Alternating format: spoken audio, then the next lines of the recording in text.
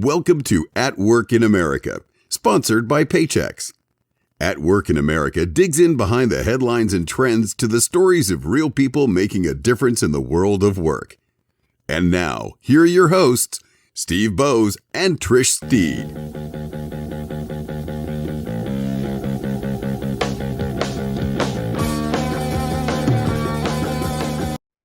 Welcome to the At Work in America podcast. My name's Steve Bowes. I'm joined by Trish Steed. Trish, how are you today?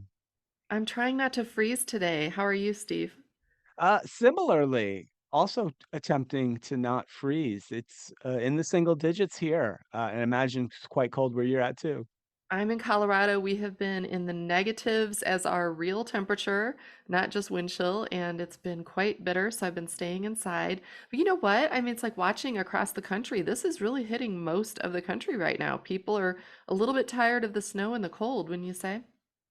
I think so. People are still kind of homebound, but it's a good time to stay warm, stay under the covers, snuggle up with your favorite podcast, like the At Work in Right. America podcast, Trish. Today, actually, we've got a great show. It's on one of the most important topics, if not the most important topic in business in 2023, which was generative AI, which dominated all the news cycles all year long, pretty much. But also talking about like where's it going, how to stay ahead of it, how to make it work better in your organization, a little bit of how not to be afraid of it. And that's going to be a great conversation today. Yeah, I agree. For me and the things I'm hearing, it's all about educating yourself so that you're not terrified of use of Gen AI, whether it's in your personal life or at work. But I do feel like even in the last 6 months, or not even 6 months, maybe 4 months since the HR tech, when it was really coming on strong in terms of use cases, I'm starting to see it creep in more and more in personal applications. And I think that's much like other things we've had in the past, right? That's what ultimately drives what we're comfortable with from a work perspective. How about you? I'd agree, Trish. I think it's a great example, similar to other ones we've had in the past, like social media was one of these, even iPads, honestly, a Right? technology that really started to take root in people's personal lives and their lives outside of work, which then becomes something kind of ubiquitous and important inside the workplace, right? And so we all got introduced to Chat GPT, for example, right? The most famous Gen AI technology probably on our own personal time, right? Just experimenting with it outside of work. And then all of a sudden, many people have realized, boy, this might help me write a report. It might help me summarize a meeting notes. It might help me do a transcription of a podcast. Who knows, right? It does lots of really valuable things. And now people are trying to find ways to use it in work. And as you said, in our business, in the HR business and the tech business, so many of the providers are trying to find ways to embed it right inside HR technology and to support HR processes. It's literally everywhere these days. Right. What I love the most, as we explore these conversations with different people who are, I guess emerging experts in Gen AI specifically, is that, years ago, if you think back when we really started talking about machine learning to begin with, and it was, the robots are going to take our jobs. And I think what Gen AI enables us to do is see how it really just enhances our jobs and what we're doing. Um, and I think you're right. A lot of what we learn, you mentioned social media, for example, it's like now that's a major source of how we learn how to do everything, right? It's through these various social channels. And I recently had a discussion with our producer, for example, about using Gen AI to look at the ingredients you have in your pantry, type it in, and Gen AI can, come back with different recipes you can make with those ingredients. So thinking about things as simple as that gets my wheels turning on, oh, if I can use it for that at home, what can I use it in a business sense? That's also safe, right? And not sharing confidential data. So I'm excited to have this conversation today to learn about more of those work applications. Yeah. It's going to be a great conversation. Before we get to that, Trish, let's thank our friends, of course, at Paychex. This episode of At Work in America is sponsored by Paychex, one of the leading providers of HR, payroll, retirement, and insurance solutions for businesses of all sizes. Are you ready to drive growth and tackle the challenges ahead in the new year? With insights from 600 business and HR leaders, Paychex has just released its 2024 Business Priorities Report, revealing the strategies you need to succeed. With interest rates rising, inflation still going on, dealing with struggles to keep top talent and develop leadership, it can be tough out there. But this report reveals that a whopping 98% of companies are planning to use artificial intelligence to help tackle these issues. Good Right? stat for this show we're doing today. And that's Exactly. just the beginning. This report is packed with insider tips on improving employee benefits to automating workflows, and it's your strategic roadmap for success. You can get ahead of the game and download your copy today at paychex.com/AWIA. That's paychex.com/AWIA. Business success this year is just a click away. We are excited to welcome our guest today. It's Anthony Abbatiello from PwC. Anthony leads PwC's workforce transformation business, delivering HR transformation, talent strategy, change management, organizational development, and reward services to CEOs and CHROs across sectors and functions. Anthony is a master certified executive coach with focused expertise on CEO and executive transitions. Anthony and his husband, Chad, live in New York City. Anthony, welcome to the show. It's great to see you. Nice to see you, Steve. Thanks for having me. It's our pleasure. It's been a while, so welcome back to the show. And it's great to have you back to talk about, I mean, it's certainly 2023's most important, pressing, and in the news topic in enterprises, right? Which was AI, specifically Gen AI. And to maybe now that we're moving into 2024, to help organizations and HR leaders and other leaders make some sense of it and actually to start to make some smart investments in it to realize some of the payoff around the hype and maybe not be afraid of it as well. So well, let's get into some of that. So Anthony, maybe though, before we get into Gen AI, let's maybe learn a little bit more about you and your background because it's a fascinating one. We talked a little bit pre-show about it. I'd love for you to maybe share a little bit with our audience about your story. Sure. I've been I guess, a career-long management consultant. I've been about 30 years all in consulting and everything around talent leadership and human resources. I'm sort of an incredible dork in the sense of I love consulting and I have an incredible amount of passion around the human capital space, from being a researcher, a practitioner, client service, leading the business. All aspects of it kind of bring me a lot of joy. And as they say, if you love what you do, you'll never work a day in your life. And I feel just incredible honor and great fortune that I continue to have these challenges in terms of leading these complex consulting businesses that give us the opportunity to help solve the most pressing workforce issues for our clients and really use the workforce lever the way many organizations use the financial lever, and how they can drive better business results through their workforce, both on and off balance sheet. Anthony, I appreciate the passion that you bring to your work because I think that's one thing that Steve and I both have, and we gravitate to other people who are that way as well, right? Like everything that we do revolves around people and both helping them get better at the work that they're doing so that they can be both engaged and feel rewarded and appreciated, right? But also as leaders, it's something sometimes, we've all had careers that span decades at this point. I'd love for you maybe to start off in terms of what you're doing there with PwC around how have you seen the workforce change maybe in the last, say, 20 years or so as that connection between humans and technology has kind of evolved before we really dive into the AI piece? It's a great question because I think if you look at the workforce and how it has evolved, you can almost track it to the evolution of the human resources function, right? If we go back to, HR really isn't that old. It's really only been a capability and function maybe last like 40 years, I say max. But if you go sort of pre, 1980s, we were personnel and the workforce was really about production. We oftentimes call it, the age of the generals, right? The General Motors, the General Electrics, the types of companies that were very much about pulling together, understanding the production and moving into this industrial revolution. So it's all really about, that movement around the workforce being about output and production, kind of advance into the 90s where we started to see, a bit in the 80s with some computing starting, but in the 90s, right, we get to this point of technology being brought into the workforce, and the idea of a knowledge worker came in, and then you start to see that the workforce really starts to bring not only the production but also the decision making, right, the insights, creating knowledge content, and then sharing that, really with the aid of technology.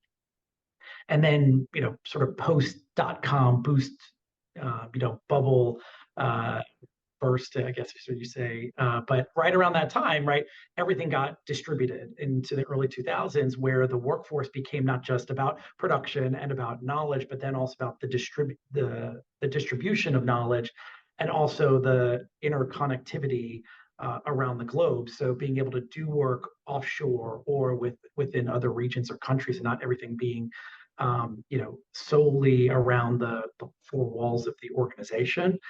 And I think today we're certainly in, I often say the war for talent is over, right?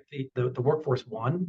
And, it's now, we're in this age where it's a talent driven workforce, right? After COVID, well-being is at the core, organizational culture is at the core, skills and capabilities are at the core of organizations. And, when you look at, we survey CEOs, every year, and the skills and the culture of the organization and future skills are always one of the top three issues that CEOs are facing today. And they don't see that just as an HR functional concern. They see that as part of the CEO agenda and how we're driving the business. So I think that overarching view now of now getting to the workforce really being in the driver's seat. I think the CHRO has moved from banging the table to say we need a seat at the table, to now needing to grab the spotlight more, which we could talk about. But that's really about, I think, because the understanding the levers of the workforce and how that's going to drive the business results is something that is now in the forefront with analytics, with different data. And the CEO, the management teams really can understand how they can use that lever to drive productivity and performance of the business. Anthony, I appreciate you sort of sharing your perspective on this large arc, right, of kind of the relationship between the organization, its people, and the function, right, over the last 50 odd years or so, maybe 60 odd years or so. Some might consider, and I don't know if you're one of these or not, I'd love to hear your perspective on it, that what we've seen in 2023, if we talk about the disruptions maybe that you mentioned, sort of the introduction of personal, powerful computing, the internet comes a little bit later, and then, boom, pandemic happens, right, disrupting every workplace and workforce pretty much around the globe. And now in 2023, Gen AI emerges. I don't know if it's a scale of disruption similar to those other events or those big macro trends or not. I don't know. Some people think it is, though, and you'll see data as early, maybe even yesterday, I saw this piece of data coming out of the World Economic Forum where 40% of jobs potentially are going to be disrupted in the next, I don't know, 5 to 10 years by Gen AI. And if that's really true, if that comes to pass, then certainly Gen AI will be a disruptor on the par with things like the internet emerging and the pandemic. I'd love your maybe bigger picture perspective on Gen AI as a disruptive force and an opportunity, and then maybe we can talk about some of the more specific types of programs, interventions, and strategies that HR folks can pursue this year.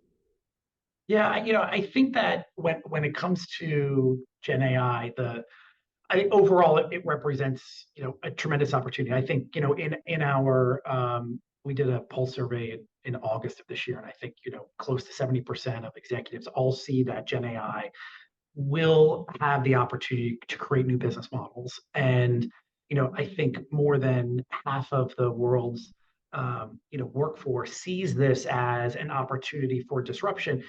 And I think where the dissonance exists, or I think a dissonance exists between executives, sort of older generation and younger, because more than 50% of the workforce, especially at the the Gen Zs and the millennials really see it as an opportunity for a positive impact, for the ability for them to perform their jobs better, to have better career mobility, and to be able to be more productive, right? They see that as certainly disrupting it, but really bringing them more of an opportunity for production and more productivity.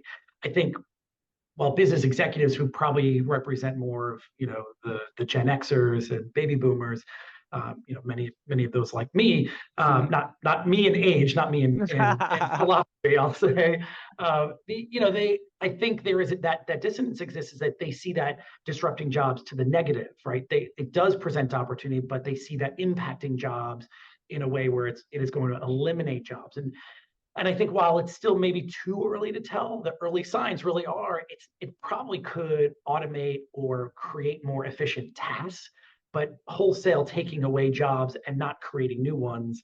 I don't think we're going to see that at all. And I think the opportunity that really does exist is great for every organization and every level of the workforce, whether you're a senior executive and how you are driving the performance of the business, or you're a line worker, you're a deskless worker, you're a knowledge worker, and you're using Gen AI as a support, decision support, as a knowledge tool, or and further automating the job at hand. I'm so glad that you mentioned that, Anthony, because I think that one of the questions we get a lot when we're either, out at events or just, out working with different clients and maybe their customers is around this idea of, is it going to truly be decision support and something that enhances the way I'm performing versus, kind of to Steve's question, which is like taking away my job, right? So I love that you're saying, no, you're very positive on this, right? What can leaders do? Because I'm thinking, again, some of us who have been in the workforce a long time, we get a little nervous when these disruptors happen. What advice would you give to leaders to maybe educate themselves differently, or to get more comfortable? Is there a thing they can be doing to sort of take that more positive tone in terms of, this is something that can really enhance your workforce's performance? Yeah, I spend a lot of my time in discussion with CEOs, with business unit leaders, CHROs, and I basically am saying two things as it relates to this. The first is the education part. Educate yourself, educate your organization, right? Give the opportunity for upskilling for yourself, for your teams, for your workers, to understand the impacts and the opportunities with generative AI, what it can actually bring, dispel the myth and rumor, and building that skill set in the organization. The second is experimenting. Every organization and every leader, right, in our peer group, every leader has the opportunity to, or should have a greater opportunity to experiment, to fail fast, fail early, learn faster, and really have an opportunity to drive a learning from that. So getting some experiments with Gen AI in their area will only help in the adoption and the evolution. And I think that's where the myth and where that dissonance exists, where that will start to close, and we'll see more opportunities, whether they're small experiments or they're bigger and larger ideas.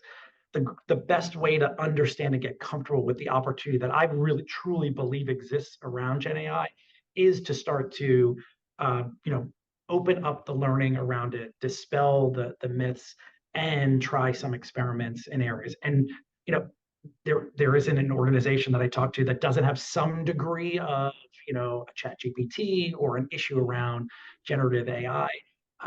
Raising your hand, if you're a business leader, raise your hand, step up to that opportunity, especially in HR, where similar to the customer facing functions, right, they're the first that are really seeing the impact and are bringing this to market faster. HR is right there with them, right? The sales and marketing and the HR functions are the ones that should be driving this, embedding it into the organization, to only then turn it into more opportunity that they can have with their external facing clients. Well, Anthony, one of the things we've seen a lot of in the HR tech space specifically over the years is more focus on data privacy, data security, and I think by extension, as we talk about the Gen AI story a little bit, and the Gen AI technology is responsible use of technology in the enterprise, specifically around people's personal information, but as well just in general when we start talking about things like, because the HR decision making, right, and the talent management processes get into things like hiring and promotions and compensation, right? And behind all of those, we know, right, we have biases and inequities, and the entire DEI conversation of the last few years is wrapped up in a lot of this. It's a big topic, and I'm going to try to at least ask a more pointed question, which is maybe we'll start with this.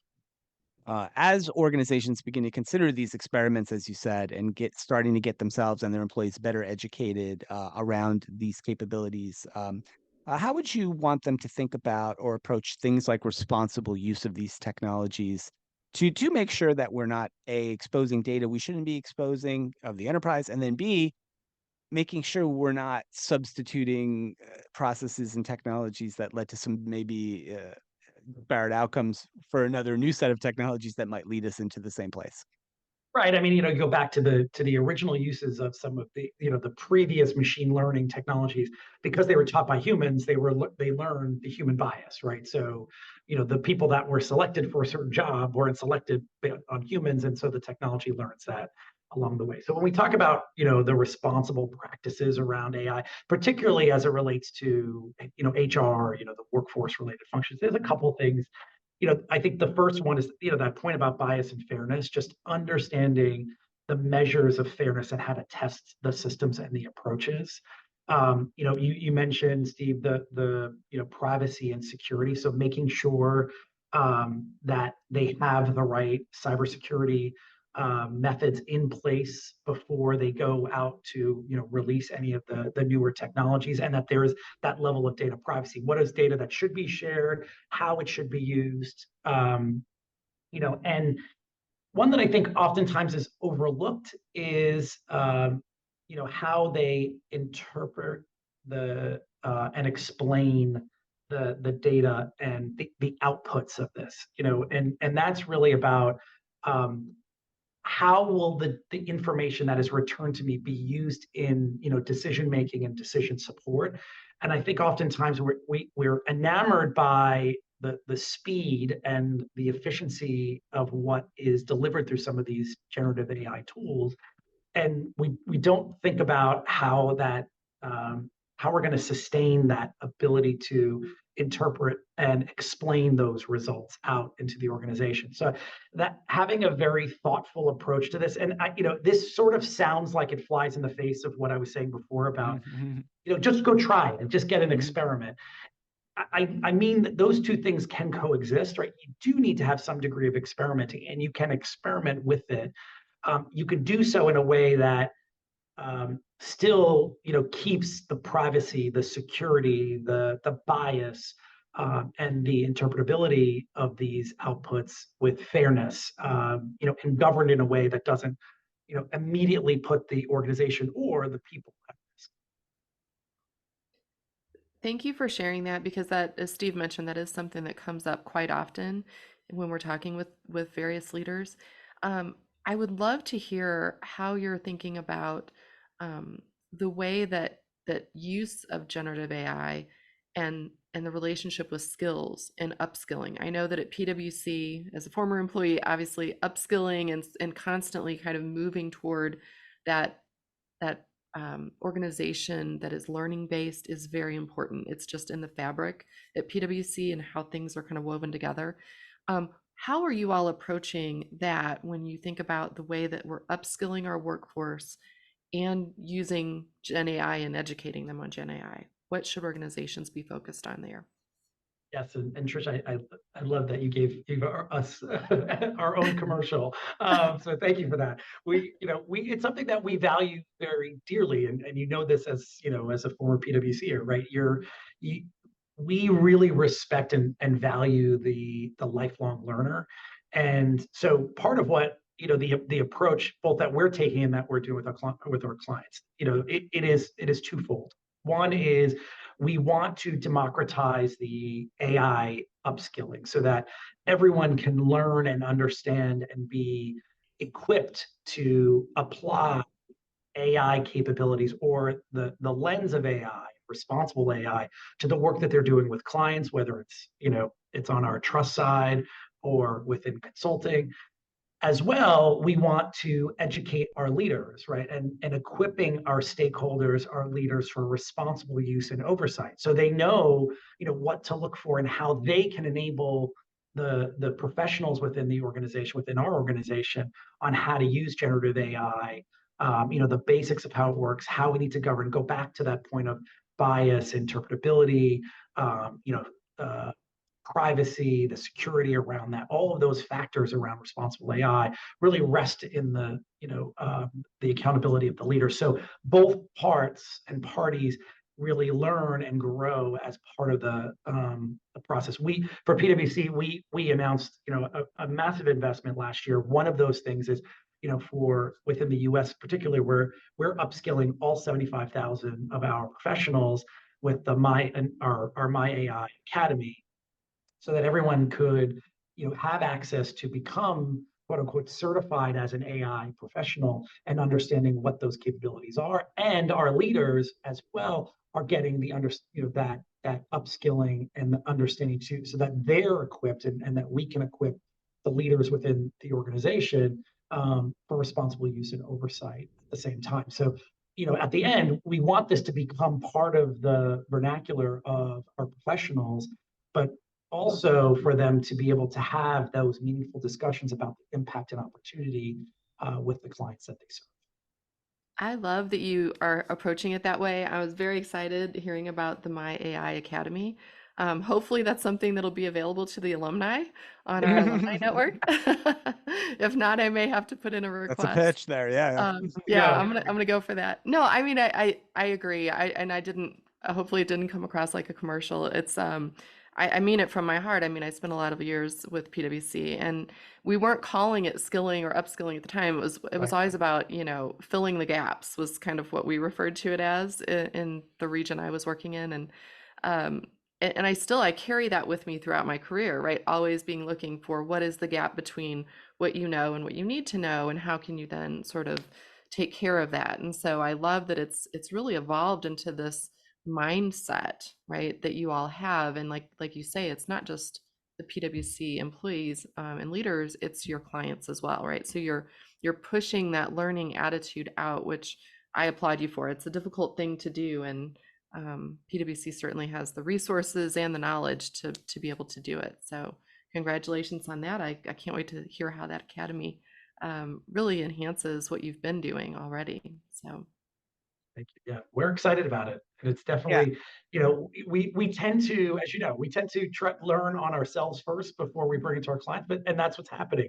Now that we've rolled that out, we have so many, opportunities where clients are trying to do the same thing. So we're bringing the same capability now to them as well. So internally and externally love it. hopefully having continued success. Anthony, there's one last question from me. I see a lot of technology each year as part of what I do with the HR Tech Conference and some other things that we work on all year long, Trish, with our partners and clients. And saw, as you'd imagine, a ton of AI solutions last year, right, in the course of doing what we do.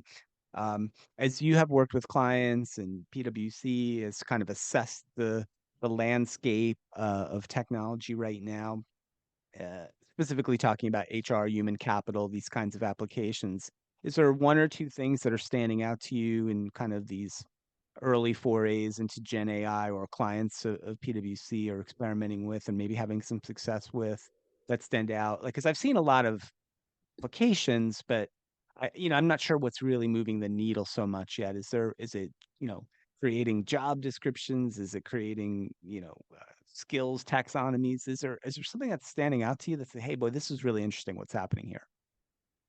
Yeah, I mean, and funny enough, I'm going to be publishing my predictions for 2024 today, and Nice. so I'm going to give you my second prediction is really about Gen AI and this moving from idea to action, particularly around as it relates to the workforce. And so I'd say there's kind of three camps around this. The first camp is there are things that are happening that were already happening already. The Gen AI boom happened in 2023, and it kind of brought some more light to it. But I think things about recruiting and sourcing, those have been out for a while. We do have talent intelligence and others that are out there that that have helped to automate the recruiting process.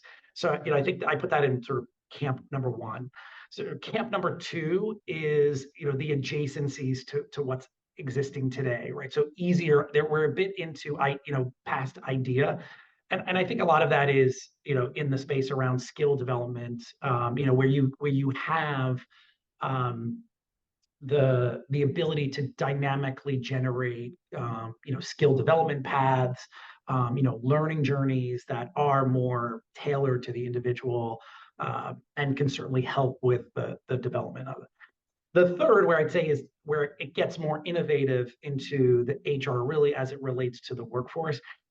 I think that the two areas in that third camp, the first is just around the employee experience. How we're using Gen AI assistants, creating more tailored delivery and interaction for the workforce. And I say the true workforce because it could be the employees and their contractors or gig workers and the like, to engage and create a meaningful experience for them around the way they work. So think of it that these are the things where we're shift swapping, where we're using Gen AI to say, okay, Anthony wants to change, and have it, different shifts, or things that have been out there already, but they've been more manual now, having that experience out there, or serving you up content for to perform your job, or to provide you with different alerts around rewards, benefits, wellness, that really kind of bring that holistic experience.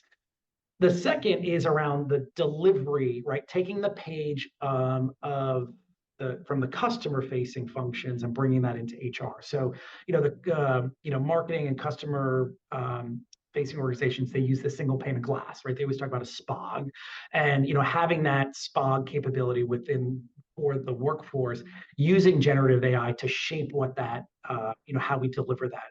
And that's beyond just the digital assistant, right? I want to, today's my I'm getting married, or I'm having a child, or all that thing, and what comes along with that.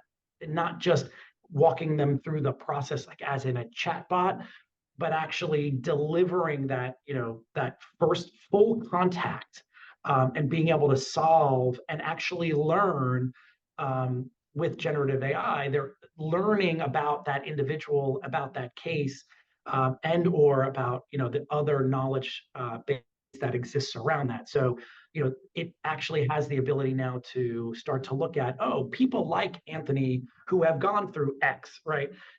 They've also asked this question. I'm going to pose the question back to Anthony because he may also need that, where we're actually creating a different level of efficiency around the HR function, that many of the contact centers today are being able to use, where they have Gen AI assistants who are actually they've actually been programmed to have emotion, sentiment, Okay. thought.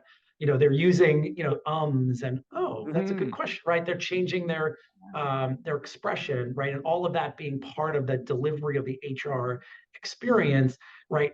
Nobody wants to sit on the phone with anyone anymore. No one has time for it, to do that. Everyone wants a quick text message and be able to have that level of interaction. So I think in that third category, having both the workforce experience and more innovative and efficient delivery of HR to the employees and to the workforce as large.